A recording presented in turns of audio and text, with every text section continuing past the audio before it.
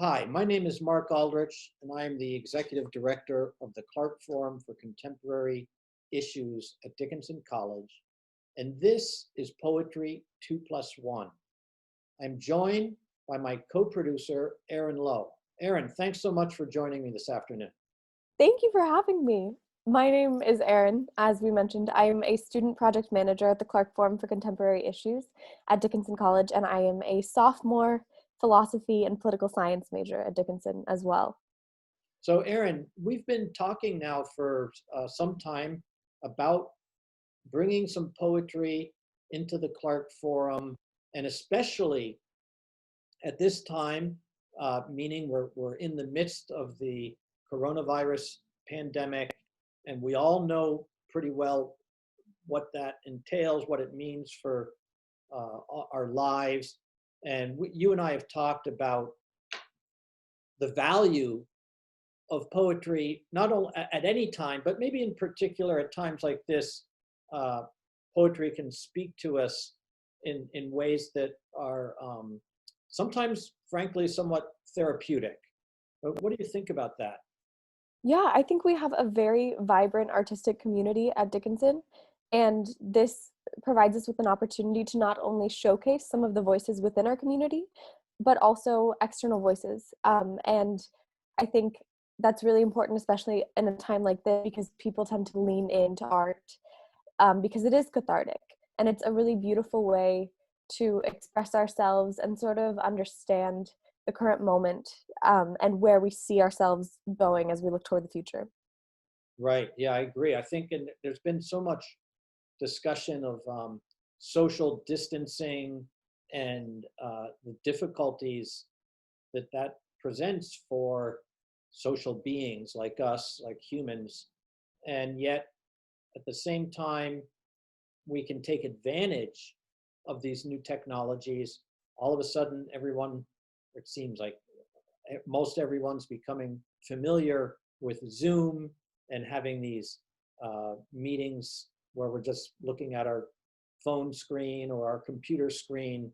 And it's certainly not the same as the actual human interaction, but it does help a lot. And so why not take advantage of this and have some poets join us, right? Yeah, and poetry really is an incredible force for connection.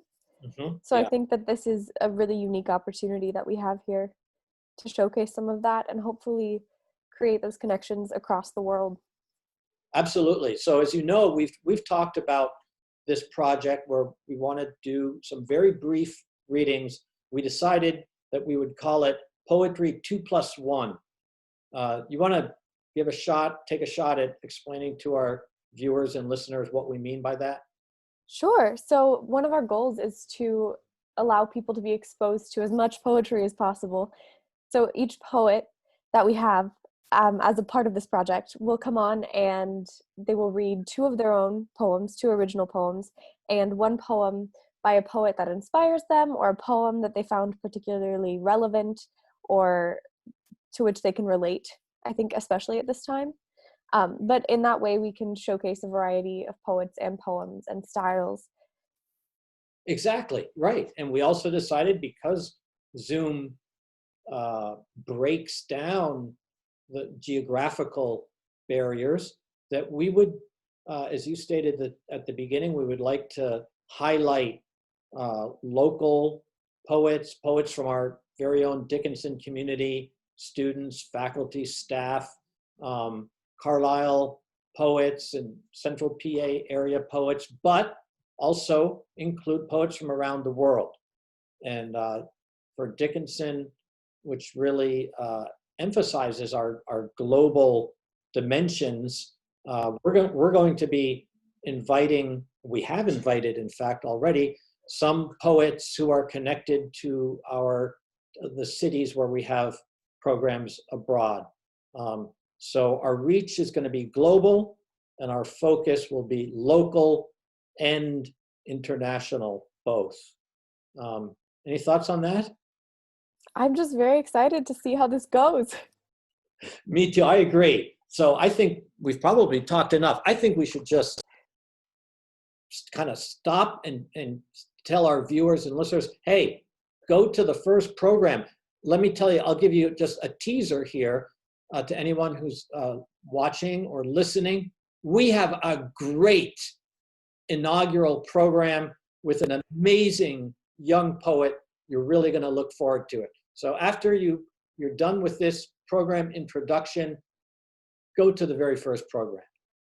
Thanks for joining us. Thank you.